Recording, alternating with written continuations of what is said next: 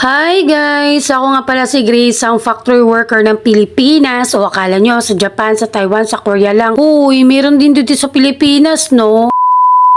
Araw pa lang ng linggo ngayon guys at maulan-ulan nga ngayon. Dahil nga panggabi tayo, andito tayo sa gilid, nag-aantay ng shuttle. Nakarating na pala ako sa kantin guys at eto nga, nag-swipe lang ako ng spaghetti.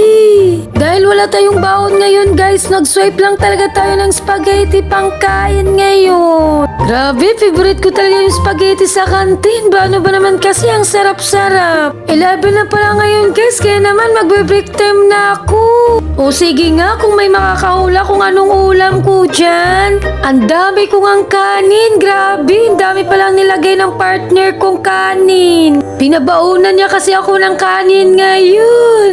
Hindi ko nga alam kung mauubos ko to, napakadami nito.